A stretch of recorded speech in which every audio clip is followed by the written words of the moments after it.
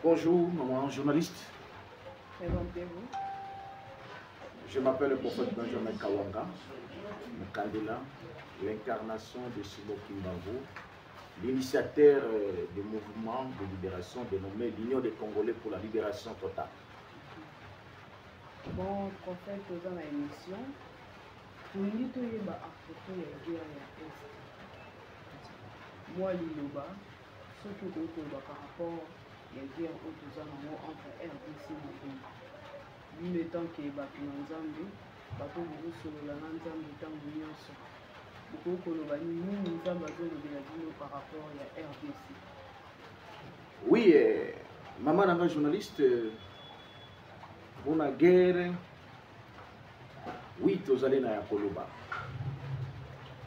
Yakoloba ezali mingi, peut-être na micro notre aussi le sagnon sauté, mais Tokoloba mandam. Il y a des bosses ezali qui ba Congolais nyonso ba yeba ki bitumba nyonso bomona ka bitumba e bandaka d'abord na molimo. Nyonso na vie ya mutu e bandaka d'abord na molimo. Et Dieu dit, il ne fait jamais une chose sans révéler son secret à ses serviteurs, les prophètes. Donc, le long ndenge toza na bitumba boye, yeba ki bitumba wana e bandaki déjà na molimo. Autrement dit, ndenge tosali ba 30 tobundaka na ba occidentaux via mwana na bango Kagame na baleki na ye, yeba ki ezali bitumba oyo ezalaki préparé d'abord na bolimo. Ezali leloti e banda bandaka. Et on a kosilisa yango, il faut d'abord tozonga na molimo. En réalité, à l'homme, c'est l'esprit. Et Congo, je peux vous surprendre. Et Tangama qui est Kobundisa Mandeke. Mais, Nasuka Nango, Tokolonga. Mais avant Tolonga, Nabitumbo ezali, et Sengeli to corriger ba erreur na ba faute grave. O ezo salama kiye, tozwa bitumba o tozozo. Parmi ba erreur ya minene ezali que ba oyo ba zokamba moka balingi koyoka Nzambe te. Et comme tango il faut ba yoka siko Nzambe. Avant na kota na mosindo ya mutuna na kolingana tanga. C'est-à-dire na pesa maloba oyo Nzambe déjà lobby. Prophète, autour de l'eau comme encore lobby, il faut avant tout long bitumba il faut tout zonga na molimo. Banani bako zonga na molimo banganga Nzambe ou bien bato bazo kamba ekolo. Premièrement, eloko uti koloba oui banganga Nzambe nyonso bazonga na molimo, mais banganga bato nyonso ba banganga Nzambe te. Banganga Nzambe bazali lokola biso toza banganga Nzambe toza na molimo. Basali ya Nzambe pe basali. Basali ya Nzambe pe po bazonga na molimo. Mais surtout ba oyo bazokamba mboka. Autrement dit, il faut bazongela Nzambe tata. Et kozongela Nzambe ezali koyoka Nzambe. Bayoka ka Nzambe alobaka na munoko nini na munoko ya basakoli ndenge nazoloba boye. Na ndenge pe tosi tolobaki na kolakisa yo makambo oyo pe na lobaki oyo bazangaki koyoka yango ezokomisa biso pe na ba malade lelo. Alors avant na koma kuna na ko répondre yo na lakisa yo manini yo tolobelaki ba oyo bazokamba mboka bayoka kite. Parce que conséquence ya kozanga koyoka Nzambe ememaka batu na makambo to osibile lelo. Na kokene na bo na maloba oyo Nzambe alobeli ba Congolais nyonso bolanda ngai na oyo na kei Nzambe alobi na bino na mukanda ya prophète Esaïe. Prophète Esaïe chapitre 31 et 33. Congolais nyonso bolanda ngai. Nous lisons la parole au nom du Seigneur Jésus. Le titre est Zoloba, malheur au destructeur. Quel malheur, toi qui détruis tout sans avoir subi la pareille et qui trahit les autres sans que l'on t'ait trahi. Quand tu auras fini de détruire, tu seras détruit à ton tour. Quand tu auras cessé de trahir, on te trahira toi aussi. Ça, c'est une parole qui s'adresse aussi directement à Kagame et sa bande. Seigneur, accorde-nous ton appui. Nous comptons patiemment sur toi. Chaque matin, sois notre force, notre sauveur dans la détresse. À mes frères et sœurs qui sont au nord Kivu, au sud Kivu, écoutez cette parole. Au bruit de ton intervention, les peuples prennent la fuite. Dès que les peuples prennent la fuite, dès que tu te dresses, les nations se dispersent. Alors, les pillages. On croira voir des criquets. On se rit sur le butin, comme une nuée de souterrains. J'allais dire, le Seigneur domine la situation. Il réside là-haut. Pourtant, dans le Congo, parce que ce n'est plus Jérusalem, là je mets le Congo, il a instauré l'ordre. Il a instauré le droit et l'ordre. Quant à toi, peuple du Seigneur, quant à toi, peuple du Seigneur, peuple congolais, tu pourras vivre en sécurité. Écoutez le peuple congolais, tu pourras vivre en sécurité. Être sage et connaître Dieu. Pour vivre en sécurité, pour être sage, il faut connaître Dieu. C'est être riche du salut, honorer le Seigneur. C'est cela ton trésor. La parole du Seigneur. Maman journaliste, avant que na zongela mutuna na yo, guerre oyo to sibiraka ezali parce que etangamaka biso to sibire guerre. Mais puisque etangamaka to sibire oyo guerre, mais il faut pas ici là. Puisque chaque chose a un début, a une fin. Mais pour na ici là, Nzambe oyo a révélé ki ndenge nini guerre wana kozala bakobundisa biso. Quand le même Dieu a tracé une voie à suivre, oyo il faut tolanda yango. Soki tolandi ba voie ya Nzambe te, Nzambe akolanda ba voie na biso te. Je dis, je signe et j'insiste. Parmi les malheurs que nous subissons, c'est parce que la classe politique na biso congolaise, ceux qui ont commis kaka na ba poste, bayoka kalisusu Nzambe te, bayoka kalisusu basali ya Nzambe te. Eza na ba mususu to prophétiser bango babande koyoka biso tango nano ba komi ba poste te. Mais dès lors ba komi na ba poste bazoli di koyoka lisusu Nzambe te. Oh, Dieu parle. Et Dieu a prévenir ma camonoso. Tenez, moi votre frère, la petite miséricorde que Dieu m'a donnée, sa grâce, m'avait révélé depuis 2023, avant ma élection. J'étais à Kisangani le 17 juillet, on a organisé une conférence de presse devant la mairie à Kisangani.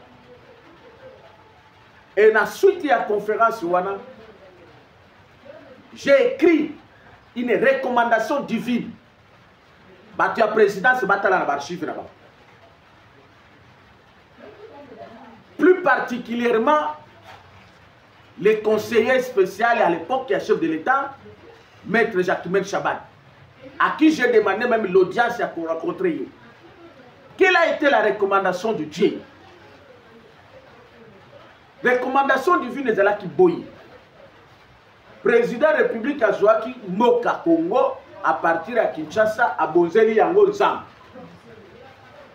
Mais tango bonzeli mboka nzambe, il faut siko kolanda nzambe. Dieu a recommandé ceci le 27 juillet ou 7e mois na Kisangani 2023, j'avais écrit na yaka nango ti Kinshasa wana pesi yango bakoti. Dieu a dit ceci: après avoir kobonzela mboka et pas na maboko na ye, koleka culture leka ki na stade de parti. Il y a une suite obligatoire de faire salema. C'est-à-dire, le président de la République n'est bonzela ki mboka awa Kinshasa, il faut ba province nyonso na ba territoire nyonso 145 territoires et ça la même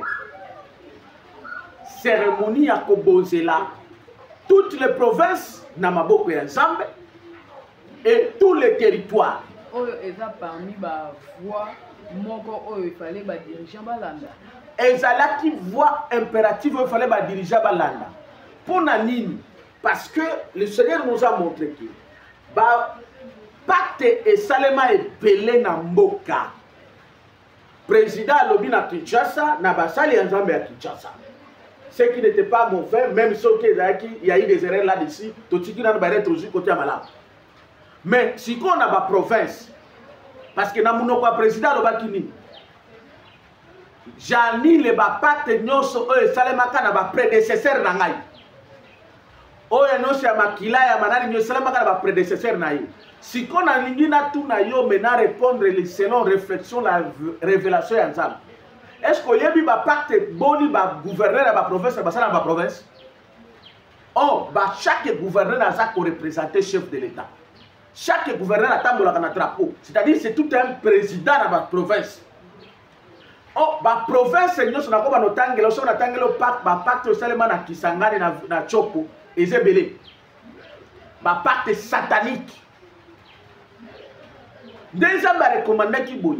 Bonjour, ma même cérémonie dans chaque gouverneur à Congoli basali en Zambie nyos ya province. A sali même prière au chef de l'État Salaki à offrir le peuple province la maboko ya Nzambe. Mais il fallait seulement sous l'autorité à chef de l'État. Voilà pourquoi donc comme qui conseil spécial en matière de stratégie politique, à l'occurrence maître Jacquemain Chabat et ministre intérieur à sa lettre wana bango dos mazanango. À l'époque, c'était maître Nani Peter Kazati. Ba ordonné na ba province ba prière wana et salima. Puisque ça le kola offrir mutu na yo pese pa Nzambi. Manzoto na yo makolo na nane maboko etikali bo. Voilà les conséquences ya lelo comment ba territoire na biso, ba province na biso ezali menacé qui risque même d'être récupérer ou être tombé dans ma boque banguna. Et donc, ce qui est là, ma province, ma territoire est au Kouya. Ma premier responsable Bazali, ma entourage à chef de l'État d'abord parce qu'il y avait une lettre adressée à lui. Na entourage n'allait surtout maître Jacquemain Chabani, aujourd'hui ministre de l'Intérieur. Parce que quand on vous met des responsabilités, vous allez conseiller à chef de l'État. Quel est le conseil que vous amenez? Je demandais moi-même, je sois reçu par maître Jacquemain Chabani, conseil spécial à chef de l'État à l'époque. Il ne m'a pas reçu, mais quand assistante n'a à recevoir, je crois une dame qui s'appelait Véronique. Et je l'ai expliqué, et la lettre est là. Et ça, la présidence, n'a pas bidon na bango. Bazu yango basalini, babo akina mai. Voilà les conséquences ya kozala na ba autorité balingi koyo kanzambe te. Congo oyo ezali mboka ya Nzambe. Et comme deuxième fois, on va diriger fallait balanda. On est aquí tout cas pour na Jacquemain ou bien kaka pour na Batunios. Non, Jacques Batunios, c'était le chef de l'État. J'ai adressé au chef de l'État, conseil spécial naïe, on a qui est particulièrement audience pour que y a comme ça pas chef de l'État. J'avais la recommandation qui a retiré au chef de l'État. Copie pour information adressée qui n'est pas conseiller spécial en charge de la question politique. La recommandation c'était avant les élections, il y a 2023. Va ordonner que va quitter wana et ça les mandats toutes les provinces et les provinces va gouverner va ordonner va territoire nyos et les territoires va ordonner va secteur bazana va lettre wana ba mincha ils ont nié koyoka nzambe. Mais les conséquences aujourd'hui, toujours perdre des territoires, toujours perdre des secteurs, et voire même ma province. Et donc, Jacquemain Chabani, il est parmi les premiers responsables, Makambo et comme la mission Nord, Sud, qui voulait l'eau, parmi les responsables. Parce que quand tu es conseiller, et tu ne donnes pas les vrais conseils auprès à chef, c'est toi le responsable. Ça, c'est un. Puisque. Est-ce qu'on dit qu'il y a bomba qui a boyi koloba ou soit à l'obaki pe mokonzayo kité? Mais à l'obaki ou bien soit à l'obaki ou bien à l'obaki te mais et salema te. Vous risquerez d'accoter à la présidence ou bien la République à Kinshasa kakate. Le pays n'appartient pas seulement à Kinshasa. À qui la faute? Nous sommes à la République. Au Bobengango, moi je n'aime pas appeler. C'est un Congo tout entier. Alors, à qui la faute? C'est la faute aux dirigeants qui gouvernent. Ils ne veulent pas écouter la volonté de Dieu. Ils se donner plus. N'a pas conseil à Mindele, n'a pas déplacement à Mindele, Boka Mindele, et non dans les Congo profonds. Nous, moi, je n'ai pas de mais ça va dans province. Mais les recommandations divines viennent de là. Et voilà les lobagues les autres. Dans ma province, moi, j'étais jusqu'à Goma, j'étais jusqu'à Nakatsakatina Giseni. On a mon moyen d'expliquer bino exactement. Parce que vous ne voulez pas écouter Dieu. Alors, les autres gens qui ont des solution, ni ba kopé ça na Congo. Je vous dis que la sphère guerre et à Congo, les politiciens moko a kopé ça ngo bazati. Je vous signe, aucun politicien comme le chef de l'État a la solution à kopé ça na Congo ti. La guerre est d'abord spirituelle, la solution est spirituelle. C'est là que je l'ai prophétie mususu natangela yo parce que kolobaka natangi na Bible natanga paragraphe ya prophétie mususu ya Kimbangu. Nous allons gagner cette guerre, mais il faut suivre ce que Dieu avait dit. Dans une prophétie ya Simon Kimbangu, il y a le 10 septembre 1921. Paragraphe moko Kimbangu azolo baboye. Parce que bato belé baye bakate ke oh non sozolo bama oh yo sel na Congo Kimbangu avait déjà parlé de ça. Kimbangu alobi boye qui préparera le peuple Congo car l'arrivée du roi sera très meurtrière et sans pardon. Alors, il faut que le peuple du Congo soit instruit avant cet événement. Kimbangu azolo babu. Vous ne savez pas c'est qu'une guerre spirituelle. Maman, et ça lit 100 ans. Et ça va mouler belé par rapport à Bissou. Mais c'est Dieu qui parle ici à travers Kimbangu. Azolo baboui. Oyebite bitumbaya mulimu. Na yebisa kyo guerre bandaka wapi? Na mulimu. Guerre bandaka na soto te. Vous ne savez pas ce qui est la guerre spirituelle. Et Kimbangu alobi boy. Quand les peuples Congo commenceront à se libérer. Quand le peuple commencera à se libérer, autrement dit, jusque-là, on doit se libérer. Pour se libérer, il faut déclenchement de la guerre spirituelle. L'indépendance est au joie, parce que le même blanc, les Belges, les Français, les Américains, les Nyonso, les Ngonde, les Pesaki, Kagame, Miso, Azosala, Yakobo Mabiso. C'est pourquoi tu as la conférence à le 17 qui tant que vous utilisez la République démocratique du Congo, vous avez dit sous colonisation occidentale. Troisième République, la République démocratique du Congo, c'est une république satanique qui est venue de l'Occident. L'Occident de Bayokanaki, Bapesi, Kagame, Boro na Bango. Pour l'Occident, je l'ai dit et je signe. Pour l'Occident, c'est Kagame le président à Congo. Il y a RDC. Selon Bango. C'est pourquoi tu as fourni Kagame 1000 fois et pas Bamidele beaucoup joie qu'à réponse. Il faut l'acquiser à Dieu et Dieu ne fait jamais sans Banganga Zambelay. Yoka, Nakomawana. Azolobani, quand le peuple commencera à se libérer, un pays qui osera attaquer le Congo sera englouti sous les eaux. Vous ne connaissez pas encore la puissance de ceux qui sont envoyés par Dieu puissant. Donc, il faut la puissance de ceux-là qui sont envoyés. Ce qu'il faut. il faut chercher ceux qui sont envoyés. C'est ceux-là qui sont envoyés qui ont le pouvoir de déclencher la guerre spirituelle. La guerre spirituelle, il dit Kolobanini, maman journaliste. Ndenge toza awa, je connais celui qui est capable.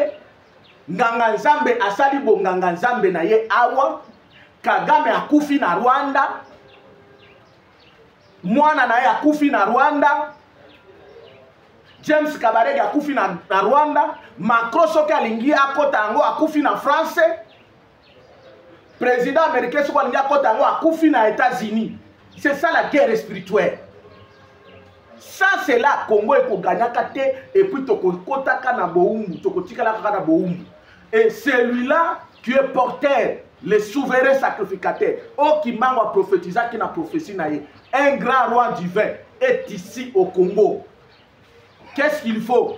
C'est le chef de l'État de fois que de Kolukaye. Moi je suis là pour l'amener et pas Oyo Nzambe à Bongisa Kiye. Chef de l'État de fois que de Kolukaye. Quand je suis revenu de Kisanga, naïmsaka chef de l'État à Kenaka à Poto Kozwa soin. Atika kokende libanda a kozwa ka solution te.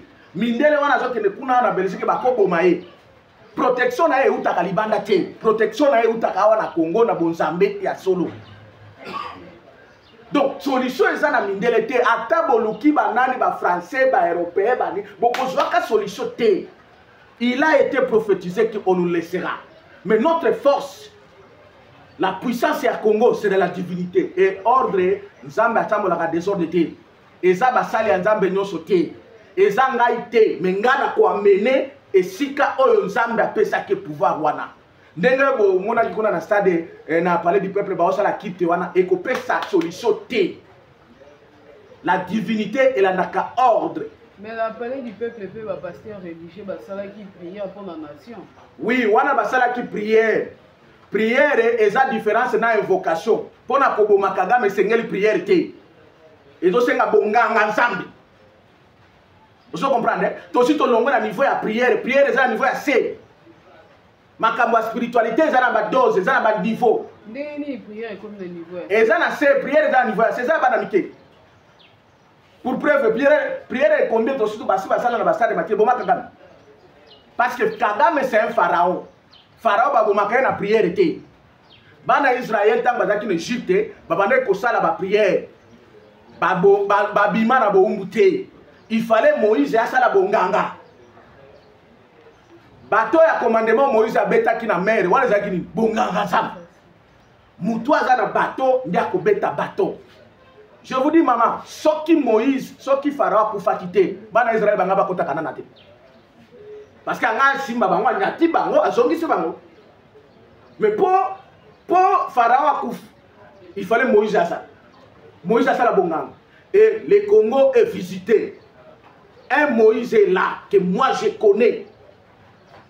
Les chefs de l'État doivent contacter toi amener vers Moïse. Atia kolexata o kokende soki babenge soki wapi kuna soki Tanzanie soki nani solution exacte.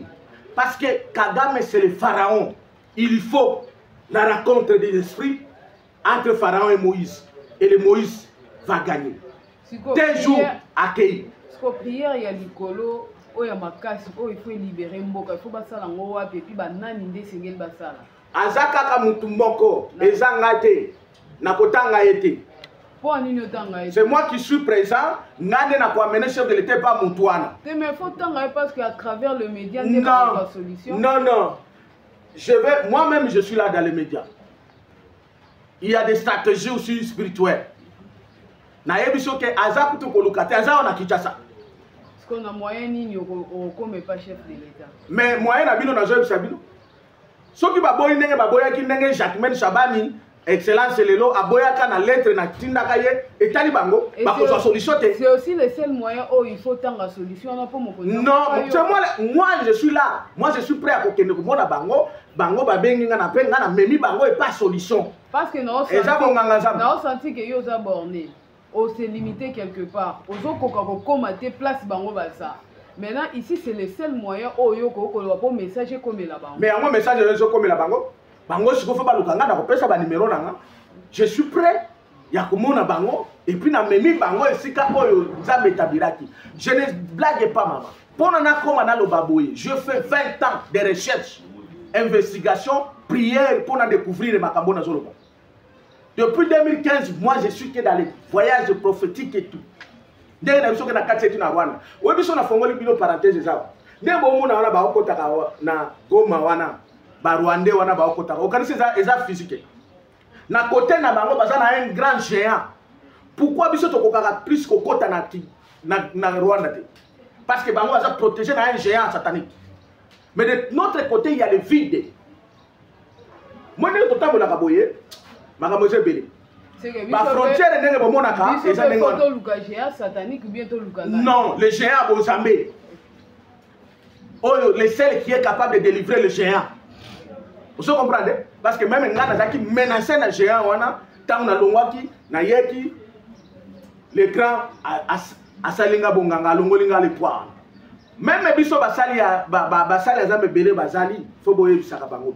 Na yebisi bino basali azame. Botika komitia eloko eza yoti. Makamwa bonganga nzambe za na bechelon. Et je m'adresse directement à Laura Dalo, le pasteur et le président de la République. Il faut que ma s'approprie dans côté. Tu es apôtre, tu restes apôtre, tu n'es pas prophète. Awa toujours sur la Makamboya, Congo ils ont souffrir, les gens meurent chaque jour. Il faut que ça s'arrête. Et ça ne s'arrêtera jamais par rapport à ma sentiment d'abissou. Ça s'arrêtera conformément à eux gens établira qui. Parce que nous la conférence tout ça le 17, nous allons prendre les Rwanda là et Zali province na Bissau. Et je vous dis, à travers action oyo nganga nzambe munene wana kusala ndemindele bakoya kufuka mela biso. Mais ozofuna kotanga kombo. Na kokotanga yete boye mama. Na kokotanga l'homme solution batanga kaye susu bongote. O ba dialogue bozolo ba o bande ko na biso catholique botika ba jeune bino. Catholique dialogue wana eza na solution te. Non, avec secret pour yo. Mais oui. Mais oui. Mais oui. Ah oui, catholique est dans la solution. Dialogue, c'est l'idiotie. En parlons vrai. Combien de fois tu as un dialogue national? Est-ce que tu trouves la solution? Le Congo a besoin de quoi? La libération d'abord. Au monde de Kimbango Lubaki. Après la libération, il y aura maintenant le dialogue international. C'est-à-dire, les pays ne sont pas pour foucamer la Congo. Zambie à Congo.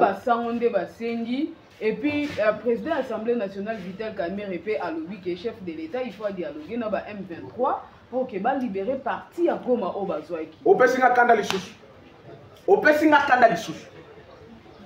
Au Pessinga Kandalissus. D'abord, tu suis un. Bande Konabiso Basangu. Toboite. Baza Basali Nzambe Nandengebo. Na Kolba Makamsus na Katite. Mais Basali, ça déjà combien de dialogues na Congo? Combien de dialogues va ça? Et aboutissant qui n'a ni de l'autre côté. Et le cycle. Ici, nous cherchons, nous avons besoin d'une solution définitive. Maman, solution définitive. Et ça n'a place mis balé tebo matabo kita kaka oyo nzamba sa trachat. Basango ba na ngoti.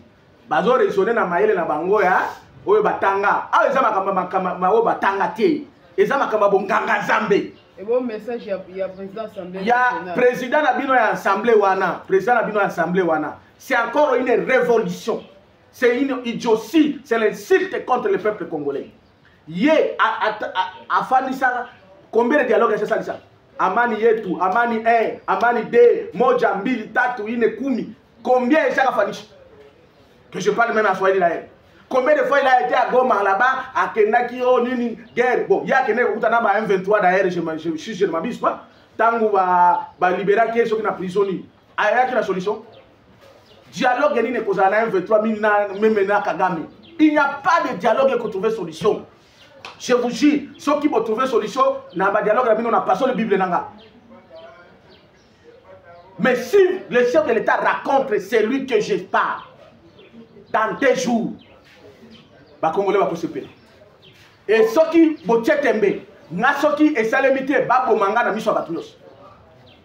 Ceux qui sont salémité, ils vont manger dans mission batoulos. Donc, Vital Kamerhe, na classe politique, nous sommes en solution. Au dialogue, ils ont une solution. Et le chef de l'État n'accepte pas ce fameux dialogue. Parce que dans ce fameux dialogue, il n'y a que des pièges et les pièges. tu as déjà engagé la voie de Dieu. Oyebisa ki basango basala miracle, basango bakokite parce que bana miracle te. Ba politicien wana ba meno makama ba dialogue wana bazana ngote. Comme tu avais engagé la voie de Dieu, voici l'orientation divine.